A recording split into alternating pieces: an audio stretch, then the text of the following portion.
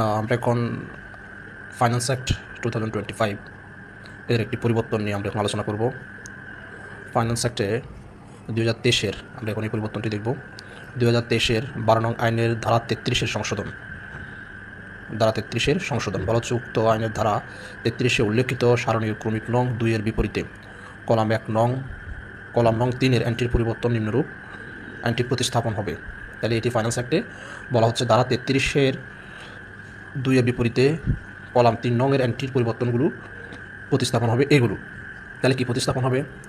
1500 CC পর্যন্ত গাড়ির ক্ষেত্রে 15,000 টাকা,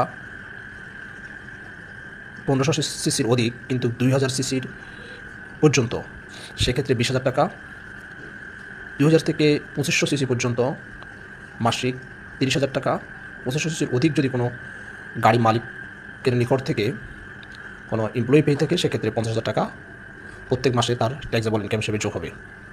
তাহলে ধারা 33-এ কি, কোনো কর্মকর্তা যদি তার কর্মচারীকে, অর্থাৎ কোনো এমপ্লয়ার যদি তার এমপ্লয়িকে নিম্নবর্ণিত এই সিসির গাড়িগুলো সেবা দিয়ে থাকে, সেক্ষেত্রে এমপ্লয়ারের কর্মকর্তার এই সিসি বেদে 15,000, 20,000, 30,000, 50,000 টাকা এগুলো ট্যাক্সেবল ইনকাম হিসাবে পরিগণিত হবে। এখন আমরা দেখে আসি এই 33 নং আইনের 2-এর বিপরীতে 3 নং আইনটির যে পরিবর্তন প্রতিস্থাপন হবে, তাহলে 33 নম্বর আইনে কী বলা আছে।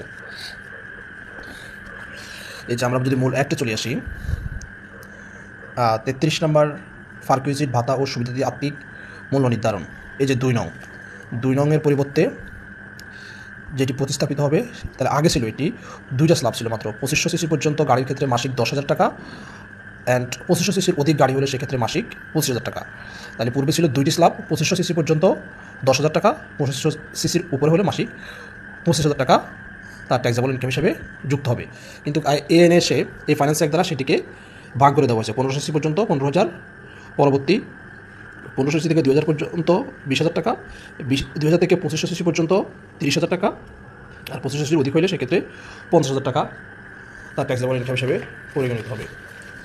এখানে যদি আমরা একটু দেখি ফার্কুইজিট ফর কার বেনিফিটের ক্ষেত্রে এক্সিস্টিং মানে হচ্ছে পূর্বে যেটা ছিল 2500 সিসি পর্যন্ত 10,000, মোর দেন 2500 সিসি পর্যন্ত 25,000, then new slab up to 1500 CC car 15,000, more than 1500 but less than 2000 পর্যন্ত 20,000 টাকা, 2000 থেকে 2500 পর্যন্ত 30,000 টাকা, মোর দেন 2500 সিসি হলে 50,000 টাকা তার ইনকামে যুক্ত হবে। এরপরে কী হলো, এরপরে এমপ্লয়ির ট্যাক্স বার্ডেন অর্থাৎ ট্যাক্সের পরিমাণটা বাড়বে। ধন্যবাদ সবাই।